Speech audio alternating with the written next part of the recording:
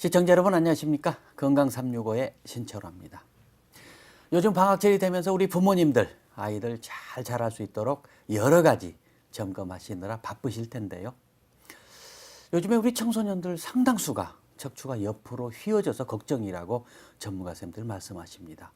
바로 척추측만증이라고 하는 질환인데요. 방학 때 우리 부모님들 바쁘시더라도 한 번쯤 점검하셔서 우리 아이들 잘 자랄 수 있도록 해주면 좋겠습니다. 척추측만증에 대해서 함께 알아보겠습니다. 광주 CT병원 정형외과 전문의 김영우 원장님 잘해 주셨습니다. 원장님 반갑습니다. 안녕하십니까? 최근에 자료 보니까 초등학교 5, 6학년 아이들의 100명 중에 한 2~3명 정도가 척추가 휘어 있다. 네. 상당히 심각하지 않나 이런 생각이 들어가는데요. 네. 척추측만증 어떤 질환입니까? 네. 측만증은 원래 저희가 정상 척추를 보면 앞에서 봤을 때 반듯한 것이 정상 척추지요. 예, 그런데 예. 이러한 반듯한 척추의 모양이 옆으로 휘어 있는 경우를 측만증이라고 합니다. 아하. 그런데 이제 실제로 측만증의 경우에는 뼈 자체가 옆으로 휘는 게 아니고 척추가 돌아가는 회전 변형입니다. 제가 이제 이 모형을 가지고 잠시 설명을 드리면 네네. 척추가 이렇게 있으면 척추의 몸통이 이렇게 휘는 게 아니고요. 예. 이렇게 돌아가는 겁니다. 아. 이렇게 회전하게 되면 예. 앞에서 볼 때는 휜 것처럼 보이지요. 네, 그래서 척추 측만이라고 하는 거는 단면적인 휘는 현상이 아니고 예. 회전하는 3차원적인 변형이라고 할 수가 있고요. 특히 이때 이 휜 각도가 10도가 넘는 경우를 측만증이라고 합니다. 아, 그렇게 되겠군요. 네. 근데 사실은 우리 10대 여아들이 제일 많다 이런 자료도 네. 봤습니다만은 네. 이렇게 소아 청소년들의 문제이기 때문에 더 큰 문제가 아니겠습니까? 과거보다도 더 많이 늘었다 이런 얘기를 들었습니다만. 일반적으로 그 전체 인구의 1000명당 한 1.4명 정도가 측만증이 있다고 그럽니다. 예, 그런데 예. 이 중에서 청소년기에 있는 아이들의 경우는 조금 더 빈도가 높습니다. 전체 100명당 약 3.5명 내지 6.5명 정도. 예. 그러니까 많게는 6명까지 있을 수 있다는 얘기인데요. 이게 이제 과거에도 측만증이 있었겠지요. 그런데 네네. 아무래도 이제 최근에 좀 삶의 질이 높아지다 보니까 네네. 학교 검진이랄지 검진율이 좀 높아진 것이 아. 진단율에도 영향을 줬을 것 같고요. 또 하나는 아무래도 아이들이 예전에 비해서 차를 타고 많이 이동을 하고요. 걷는 시간이 적어졌습니다. 거기다가 책상에 앉아서 책을 보고 있지요. 그러다 보니까 자세가 나빠질 우려가 높습니다. 우선 그 원인에 대해서 좀 더 구체적으로 알고 싶습니다. 네. 어떤 원인 때문에? 제가 생기는지. 슬라이드를 준비했는데 한번 예, 보시죠. 우선 이제 척추 측만증을 제가 아까 설명을 했지만 왼쪽 그림과 같이 정상 척추는 이렇게 반듯한 척추 모양인데요. 네. 이게 한마디로 말하면 돌아간 거죠. 아하. 이렇게 돌아가니까 회전된 거죠. 몸통이 예. 회전되니까 한쪽에 있는 날개뼈가 뒤로 튀어나오게 되고, 네, 보면은 이렇게 C자 모양으로 이렇게 휘게 되죠. 예. 이렇게 되는 거를 측만증이라고 하는데요. 예. 측만증의 원인은 되게 가장 많은 원인은 사실은 잘 알려져 있지 않는, 그러니까 85% 정도는 원인을 정확히 알기 어려운 특발성이라고 그럽니다. 그러니까 아하. 특발성이란 뜻이 그런 건데요. 원인을 대개는 알지 못한다. 정확하게는 찝어낼 수 없는데 예. 대개는 10세 전후에서 시작이 돼가지고 청소년기에 성장이 완료될 때까지 점차 진행하는 경향을 갖는 아. 그런 측만증입니다. 그리고 이러한 특발성의 경우를 또 이제 원인을 한번 우리가 찾아보니까 예, 그 중에서도 비교적 신빙성이 있는 경우는 양측 부모가 다 측만증이 있는 경우에 아이한테 측만증이 생길 확률이 정상인의 한 50배가 된대요. 예. 그리고 또 형제 자매가 측만증이 있는 경우에 본인이 측만증을 가질 확률이 60% 정도는 증가한다고 그럽니다. 네네. 그래서 아마 유전적인 소인이나 가족력이 예, 관련이 예, 있을 예. 것이다 하는 것이 있고요. 또 하나는 잘못된 생활 습관이 이러한 측만증을 만들지 않느냐 하는 그런 의견들이 많습니다. 네. 근데 이제 이거 외에도 기능적인 측만증이 있는데요.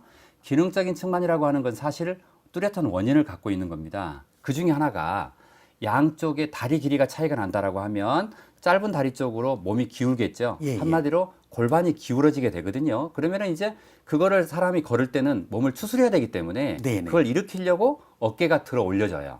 이렇게 되면은 아. 그쪽 방향으로 이렇게 허리가 휘게 되죠. 그래서 다리 길이가 짧아질 수 있는 요인, 네네. 사고든지 아니면 원래 타고난 다리가 짧든지 아니면 이제 평발이 한쪽에 있어가지고 평발이 있게 되면은 정상적인 그 발의 아치가 무너지거든요. 네네. 그러면 짧아지는 효과가 나게 돼요. 또 예. 골반 자체가 뒤틀림이 있는 사람도 있어요. 이제 이런 것들 또 디스크랄지 이런 병이 있는 사람들은 신경이 자극되니까 예, 안 되는 예. 방향으로 몸이 이렇게 휘죠. 하지만 이런 것들은 어떤 특정한 원인을 가지고 있고 예, 그 예. 원인을 제거하면 되게 좋아지기가 쉽지요. 이런 것들을 바로 기능성이라고 합니다. 말씀 들어보니까 측만증이 여러 가지로 분류할 수 있을 것 같습니다.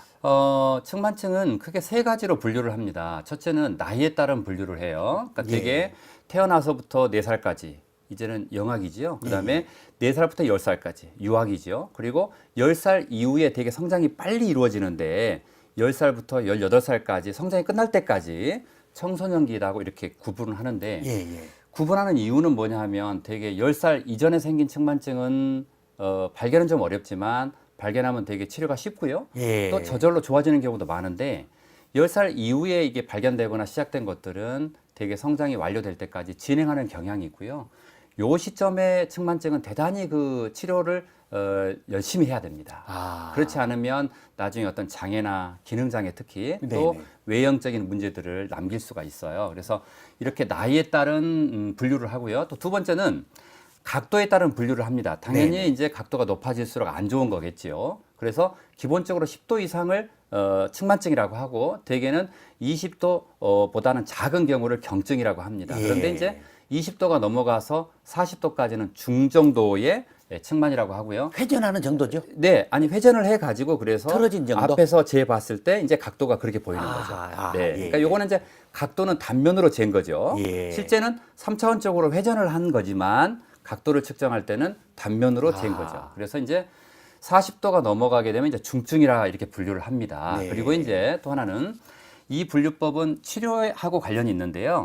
자, 슬라이드를 보시면요. 이제 구조성과 비구조성이 있습니다. 근데 구조성이라고 하는 거는 한마디로 말하면 구조 자체에 문제가 발생돼 있는 거죠.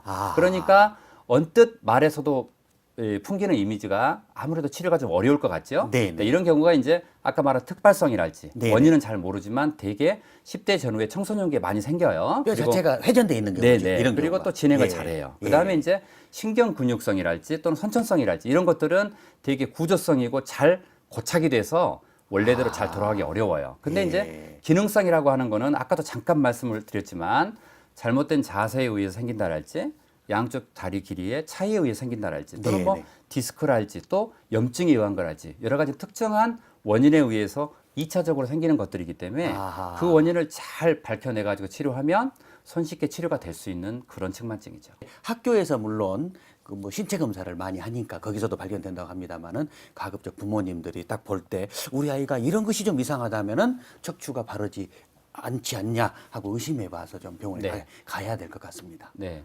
그런 그 의심할 수 있는 증상이 여러 가지가 있는데요. 이제 그거를 말씀드리기 전에 예, 예. 일반적으로 특발성 측만증이 가장 많은 빈도를 차지하는 건 사실인데요. 실제적으로 치료가 비교적 용이한데 사람들이 잘 모르고 방치해서 문제가 되는 경우가 있습니다. 그게 바로 발 자체나 하부적인 요인. 그러니까 아하. 골반 밑에 쪽에 문제가 있었는데 예, 어릴 예. 때부터 예, 예. 있었는데 그걸 모르고 방치하다 보니까 일정 나이가 되면서 척추 측만증이 생기고 점차 악화되는 겁니다. 그래서 그 부분을 잠깐 설명을 하고 제가 네네, 그 다음으로 그래요. 넘어가서 말씀을 드리겠습니다. 슬라이드를 한번 보시죠. 이제 족부 변형이 있던 케이스를 한 케이스 가지고 왔는데요. 여기 사진을 보시면요. 반드시 섰어요. 반드시 섰는데 왼쪽 발은 반듯한데 오른쪽 발은 보면 이렇게 꺾여 있습니다. 발이 한마디로 안쪽으로 휘어 있는 거죠. 이렇게 네. 되면 전체의 다리 길이가 짧아지는 효과가 나게 되죠.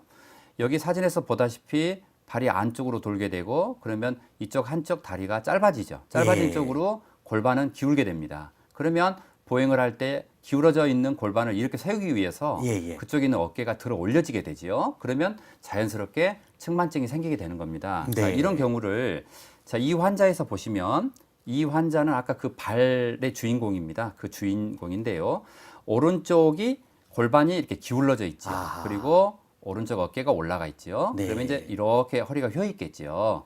그 다음에 이 환자를 이제 그래서 어떻게 치료하냐 하면 무너져 버린 발을 이렇게 깔창 보조기 등으로 올려주게 되죠. 예, 그러면 예. 반듯해집니다. 이렇게 되면 이제 휘어있던 이런 척추가 이렇게 금방 편하게 아하. 펴지게 됩니다. 그래서 이게 이제 어릴 때 치료하게 되면 금방 되는데 예. 나이가 아주 많아서 발견이 되면 좀 치료 시간도 많이 걸리고 또 잘 안 되는 경향이 있어요. 그러니까 예. 발견 시점이 대단히 중요하겠죠. 조기 발견. 네네. 그래서 이제 그 다음에 이어서 바로 자가 진단을 위한 증상을 말씀을 드릴게요. 예, 예.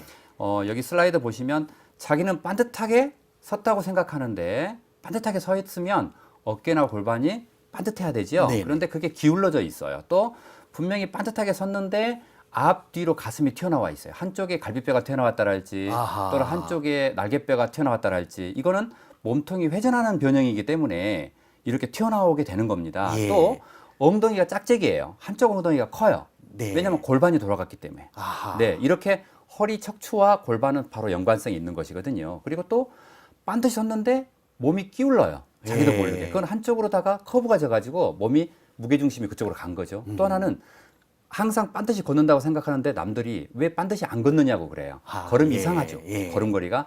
또 하나는 양쪽 신발을 이렇게 바닥을 보면 한쪽으로만 달아 있어요. 한쪽 신발이 많이 다른다랄지 예. 아니면 원래 정상적으로는요. 신발의 뒤쪽 바깥쪽 면이 정상적으로 닳거든요. 예. 근데 신발의 안쪽이 다른 아이들이 있다면 요건 측만증이 있을 확률이 높고요. 예. 평발일 가능성도 높아요. 그러니까 이렇게 이런 증상들이 보인다면 측만증 검사를 해봐야 될 겁니다. 그렇게 되겠군요. 네. 그러면 이제 병원에 가게 되면 어떤 검사를 하게 됩니까? 이제 보호자분들이 대개는 발견을 해서 대개 데리고 오는데요. 목욕탕에 가서 알게 되는 경우가 많아요. 아, 왜냐하면 그렇군요. 옷을 예. 입고 있는 경우는 되게 잘 모르거든요. 그래서 발견이 늦어지는 경우가 많고 특히 여자 아이들은 친구들끼리도 잘 목욕탕을 같이 안 가잖아요. 예. 그러니까 되게 잘 발견이 안 되고 남자 아이들이 오히려 더 금방 아는 경우가 많아요. 그래서 이렇게 병력을 청취를 해가지고 해보고요. 그 다음에 이제 엑스레이를 찍어가지고 어느 정도 측만증이 있는지 어느 부위에 있는지 이렇게 확인을 합니다. 그리고 예. 분류를 해야 되겠죠. 그래서 이게 특발성이냐 아니냐. 아하. 특발성이 아닐 수도 있기 때문에 발의 변형이 있는지도 확인해야 되고요. 예. 그 다음에 신경근육성일 수도 있으니까 또 신경근육계도 또 확인을 해봐야 되겠고요. 아. 특히 이제 10살 이전에 발견된 아이들 경우에 각도는 20도 이상으로 비교적 좀 심하고 특히 신경 증상이 동반된 아이들이 있어요. 간혹 네. 뭐 다리가 한쪽이 땡깁니다. 또는 이렇게 하면은 허리가 운동에 좀 제한이 있어요. 또 한쪽이 좀 힘이 없어요. 예. 감각이 떨어져요. 뭐 이런 얘기를 하는 아이들이 있다면 신경계의 이상을 동반할 가능성이 있거든요. 아하. 그럴 때는 이제 MRI 검사까지 같이 꼭 해봐야 됩니다. 그리고 이제 하나 더 강조를 드리고 싶은 거는 측만이라고 하는 거는 엑스레이를 찍어보면 알거든요. 예. 근데 이게 3차원적인 변화라고 그랬죠. 네네. 3차원적인 변화이기 때문에 사실은 이렇게 몸이 휘는 게 아니라 몸이 이렇게 돌아가는 것이거든요. 그래서 이거 돌아가는 회전 변형 때문에 걸음걸이가 이상해집니다.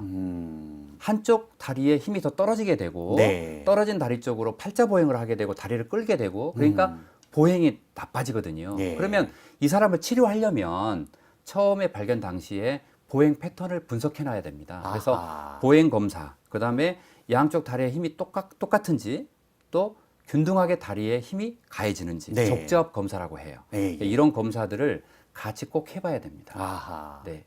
근데 이제 어떤 부모님 보니까 아이가 통증도 뭐 전혀 네. 호소하지 않고 네. 뭐 이제 전혀 일상생활에 다른 것들이 불편이 없었기 때문에 네. 좀 방치했더니 좀 더 안 좋아졌다 이런 분들도 계시더라고요. 네, 네. 그래서 척추측만증 치료하지 않고 네. 방치했을 경우는 어떤 결과를 가져오는지 알고 싶습니다. 네.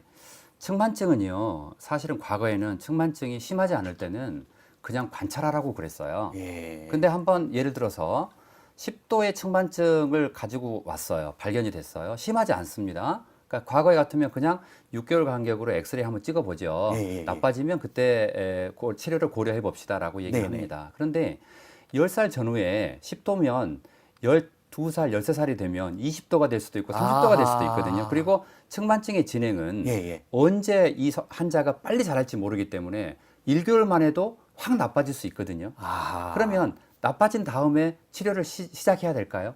아, 그렇잖아요. 그러니까 전해야죠. 뭔가 측만증의 소인을 가지고 있고 예, 예. 진행할 것 같다라고 하면 미리 그것에 대한 걸 대비를 해야 되겠죠. 더 나빠지지 않도록. 네, 그렇습니다. 예. 그래서 측만증은 사실은 예방이 대단히 중요한 그런 질환이라고 할 수 있어요. 그래서 네. 측만증의 치료는요. 사실은 자, 여기를 한번 슬라이드를 한번 보여드리겠습니다. 예, 예. 지금 여기 이 사진은요. 뭐냐면 독일 사람이에요. 이 독일 학자 볼크만 씨라는 분인데요. 정상적인 뼈를 갖고 태어난 사람이 특정한 시기에 측만증이 생겼어요. 그러면은 여기 사진에서 보다시피 이렇게 휘게 되지요. 예, 예. 처음에 휘었을 때는 원래 척추의 모양이 사각형인데 그런 모양을 유지하고 있습니다. 그런데 이걸 방치하게 되면 이 오목한 부위에는 압박력이 가해지고요. 예, 예. 볼록한 부위는 서로 이렇게 긴장 벌어지려는 신연력이라고 하죠. 예, 그게 예. 생기는데 압박력이 생긴 부위는 뼈가 잘 안 자라게 되고요. 아하. 이렇게 신연돼서 잡아 당기는 부위는 더 빨리 자라게 된답니다. 예. 그렇게 돼서 이 사진에서 보는 것처럼 나이를 먹어가면 뼈가 변해버려요. 하하, 모양 자체가. 원래는 뼈는 정상이었고 혀 있거나 돌아만 가 있었는데 예, 예. 나이를 먹다 보니까 뼈 자체가 변화가 돼버리면 이제 교정이 잘 안 되겠죠. 왜냐하면 예. 각도를 교정한다고 해도 뼈의 변형을 되돌릴 수는 없는 거죠. 네. 이렇게 되면 아무래도 각도가 많이 심해졌을 때 수술할 확률이 더 생기게 되겠죠. 네. 그래서 발견함과 동시에 치료를 시작해야 됩니다. 아하, 그렇게 되겠군요. 네. 특히나 아이들은 커가면서 네. 이렇게 더 진행이 될 수 있기 때문에 그렇습니다. 반드시 네. 진행되기 전에 네. 치료를 시작하는 것이 꼭 네. 필요하다. 지금 이제 사진을 예. 제가 하나 가져왔는데요. 예, 예. 이 환자가 그 외래에 왔을 때 이 정도 각도의 측만을 가지고 있었어요. 그래서 비교적 어린 나이고 해서 아마 치료를 다른 병원 건데요. 이제 예, 예, 안 하고 예. 놔뒀던 모양이에요. 근데 저한테 와서 보니까 이렇게 됐어요. 아하. 그러니까 요게 한 2년 사이에 변화가 온 거죠. 저 전에 잡아줬으면 좋았을 거예요. 네, 요 단계에서 그 왼쪽 단계에서 치료를 시작했어야죠. 예. 근데 이렇게 상당히 많은 변형과 함께 각도가 커져버리게 되면 벌써 50도가 되거든요. 그러면 예. 치료가 굉장히 어려워지겠죠. 네, 미리미리 치료하는 거. 네. 치료 방법에 대해서 좀 어떤 것들이 있는지. 네, 치료 방법은 아까도 이제 말씀드렸지만 여러 가지의 몇 살에 발견됐느냐, 각도가 어떻게 되느냐, 예. 또 구조적이냐, 기능적이냐에 네네. 따라서 치료 방법이 조금씩 차이가 나겠습니다. 하지만 원칙은 하나입니다. 어느 시점에 발견되든 간에 10도 이상으로 측만증이라고 확인이 되면 어떤 치료든 시작은 해야 된다는 거고요. 아, 예. 그 치료 중에 꼭 포함돼야 될 내용들이 있어요. 그 중에 하나가 바로 뭐냐 하면 측만증이 생기게 되면 척추가 돌아가게 되면서 척추 관절이 굳어지게 됩니다. 예. 측만증이 있는 아이들은 굉장히 몸이 뻐십니다. 아. 유연성이 없기 때문에 운동을 잘 하지 못해요. 예. 그러니까 유연성이 없어지기 때문에 측만증은 더 심하게 악화되게 되고 이걸 교정하려고 해도 유연성이 없으니까 잘 못 따라오는 거예요. 네. 그러니까 반드시 유연성 운동이나 스트레칭을 꼭 해야 돼요. 음. 어떤 타입이든 관계없이. 아하. 그리고 나서 아까도 말씀 잠깐 드렸지만 측만증이 있는 사람들은 오른쪽과 왼쪽에 근육 힘이 달라요. 한쪽은 약하고 한쪽은 더 강하기 때문에 네, 네. 불균형이 있는 거죠. 불균형이 있을수록 몸은 더 돌게 되겠죠. 예, 당연한 얘기 예, 아니겠어요? 그래서 불균형을 균형 상태로 만들어 주려면 강해져 있던 근육을 약화시키거나 네, 네. 약화되어 있는 근육을 강화시켜야 되는데 강해진 거를 약하게 해서는 안 되겠죠. 네. 약해진 근육을 강화시키는 운동을 해야 됩니다. 근데 반드시 이러한 운동은 균형 운동이라고 하거든요. 몸을 균형을 만들어주는 운동은 보행을 통해서만 가능해요. 아하. 그렇기 예. 때문에 반드시 보행 운동을 해야 돼요. 그래서 방금 말한 유연성 운동과 스트레칭, 그다음에 보행 운동을 필수적으로 어떤 상태이든 간에 해야 돼요. 아하. 거기에 따라서 각도가 심하고 음. 많이 빨리 진행하는 사람들은 도수 교정이랄지 직접 물리치료사나 의사가 잡고서 교정을 해주는 것들, 네네네. 또 심부 근육, 쉽게 말하면 척추의 모양을 유지하는 데 쓰이는 근육이거든요. 네네. 복부 쪽에도 있고 등 쪽에도 있어요. 이런 근육들을 강화를 시킴으로써 교정을 시켜놓고 잡아주고. 아하. 왜냐하면 교정시켜놨는데 그 근육이 강화가 안 되면 다시 돌아가 버려요. 아하, 그러니까 예. 교정시켜놓고 잡아주고 교정시켜놓고 잡아주고 하는 그런 심부 근육 강화 운동을 예, 예. 같이 해야만 돼요. 거기다가 구조적인 원인이 아니고 기능적인 문제가 있었던 사람 중에 네네. 하부적인 요인들을 가지고 있는 사람들은 족부의 깔창 부족이랄지 예, 예. 또 특발성 측만증 환자 중에서도 40도 각 차이 이렇게 크고요. 각도가 커져 있고 진행하는 사람들은 전신 보조기를 아하. 밤에만 착용할 수도 있고 24시간 착용할 수도 있어요. 그러니까 이런 보조기 치료나 운동 치료, 특히 네네. 운동 치료는 여러 가지 단계로 나눠져요. 아, 제가 예. 다 말씀드릴 시간이 많이 부족한데 네네. 잠깐만 소개를 해드리고 가면요. 자, 여기 척추 측만증 치료는 방금 말씀드린 여러 가지 것들을 함유를 하는데 이런 방금 말씀드렸던 보조기 치료까지 해도 안 되는 경우에 수술적 치료를 하게 되는데요. 예. 수술적 치료는 매우 하는 경우가 적어요. 아, 예. 사실은 수술적 치료는 기능적인 장애가 있는 경우에 하게 되는데 측만증이 심해지게 되면 한쪽 폐가 눌리게 되죠. 아, 예, 예. 폐만 눌리는 게 아니라 심장도 눌리게 돼요. 그렇게 되면 폐 기능이 떨어지게 되고 또 심폐 기능이죠. 같이 떨어지게 됩니다. 그러면 예. 숨쉬기가 힘들고 외형적으로 굉장히 많은 어떤 장애를 남기죠. 근데 사실은 수술하는 이유 중에 대다수는 외형적인 문제 때문에 합니다. 아, 예. 기능적인 장애 때문에 하는 건 아니거든요. 예, 예. 하지만 수술을 하고 났을 때 등 쪽에 많은 수술 상처가 남기 때문에 예. 생각보다는 또 많은 외형적 예, 장애를 예, 남기게 돼요. 그래서 가능하다면 수술적 치료를 하지 않고 다른 치료들을 선택을 하는 것이 현명합니다. 네. 그거를 제가 조금 슬라이드로 설명을 드리겠습니다. 네네. 지금 여기 슬라이드에서 이 보시면은요, 이 사진은 자기의 이 척추 측만증 상태를 정확하게 인지하는 것으로부터 측만증 치료는 시작이 되거든요. 그러니까 저는 맨 처음 환자가 오게 되면 환자의 상태에 대해서 본인과 보호자한테 똑같이 정확하게 설명을 해줍니다. 그러면 나의 측만증은 어떤 타입이고 어느 방향으로 돼 있다. 그러면 이걸 어느 방향으로 회전시켜야 돌아가게 되는지 예. 이러한 치료 방향들을 가르쳐 주게 되고 본인이 거울 앞에 앉아서 그거를 시도하게 되는 거죠. 평발과도 관련이 있다고 들었어요. 네. 평발은 아까 잠깐 말씀드렸지만 평발이 있는 사람들은 발의 아치가 이렇게 무너져 있거든요. 그러면 네네. 정상적으로 이렇게 아치를 가지고 있으면 높이가 높잖아요. 다리 길이가. 근데 이 아치가 죽으면 다리 길이가 짧아지는 거죠. 네. 그러니까 평발 있는 쪽에 다리 길이가 짧아짐으로써 골반이 기울게 돼서 측만이 생기는 거죠. 그렇게 되겠군요. 그러니까 어린 아이 때부터 평발이 있는 아이들은 미리부터 족부 보조기 같은 깔창 예. 보조기를 착용을 해서 아치를 회복시켜 놔야 됩니다. 아, 굉장히 중요한 거예요. 그렇게 되겠군요. 네, 네, 네. 그래서 이제 이렇게 측만증이 있다 보면 허리도 안 좋아지지 않을까 생각이 됩니다만 네, 네. 허리에 무리가 가는 운동 네. 같은 거 어떻습니까? 일반적으로 척추 측만증이 있는 사람들이 허리를 강화하려고 그냥 허리를 강화시키는 운동만 하거든요. 근데 아까 말씀드렸지만 척추 근육이 불균형이 있는 거지 예. 허리 근육이 약한 것만은 아니거든요. 아하. 그러니까 불균형이 있는 근육을 무조건 강화시킨다고 하면 불균형이 심해질 수가 있기 때문입니다. 그러니까 네. 아까 말씀드린 여러 가지 것들을 다각적으로 해야지 어느 한 가지만 가지고는 되지 않죠. 그렇군요. 네. 생활 속에서 네. 측만증을 교정할 수 있는 방법 좀 소개해 주십시오. 쉽게 말하면 잘 사용하지 않는 손을 많이 쓴다랄지, 그 다음에 항상 전신 거울을 통해서 본인 스스로가 반듯한가 자기를 자꾸 봐가면서 이상이 있다라면 얼른 그걸 캐치하고서 진단을 받아봐야 되죠. 그 외에도 약한 근육이 있는 쪽을 강화시키는 그런 훈련들이 필요한데, 어떻게 보면은 좀 전문가 영역이기 때문에 혼자 하긴 좀 어려운 부분도 있습니다. 네. 지금까지 광주 CT병원 정형외과 전문의 김영우 원장님 모시고 척추 측만증에 대해서 자세하게 상담해 드렸습니다. 너무나 설명을 시원하게 해주셔서 우리 시청자분들 귀에 쏙쏙 들어올 것 같습니다. 저도 빨려 들어갔는데요. 마무리하시면서 네. 시청자분들에게 당부 말씀해 주십시오. 척추 측만증은 다른 말씀은 없고요. 가능한 빨리 발견되는 것이 치료의 성패를 좌우합니다. 그래서 아이가 6살, 보통 8살 전후가 되면 되게 성장이 이제 빨라지기 시작하는데요. 그 즈음에는 반드시 한번 허리를 체크해 보시고 성장이 완료되는 시점까지 6개월이나 1년 간격으로 검진을 해 보시는 것이 중요합니다. 그리고 발견이 되게 되면 발견됐을 때의 각도나 패턴에 따라서 다양한 치료 방법들이 있기 때문에 절대로 포기하지 않고 치료를 했으면 좋겠고요. 마지막으로 강조하고 싶은 게 있습니다. 여학생의 경우에 되게 발견이 되고 나면 발견될 당시의 각도에 따라서 족부 보조기나 전신 보조기, 그 다음에 도수 교정, 운동 치료 등을 하게 되거든요. 근데 요즘 아이들이 시간이 없다 보니까 되게 교정기나 보조기만 착용하고 운동 치료하는 거를 되게 꺼려합니다. 시간이 많이 소요되기 때문에 그렇죠. 그런데 그러다 보면 절대 효과를 다 볼 수가 없어요. 또 하나는 교정기만 했기 때문에 빨리 치료가 안 되는 거거든요. 그러니까 예민한 나이에 있는 여학생들은 치료가 빨리 안 되니까 또 쉽게 포기를 해버리게 됩니다.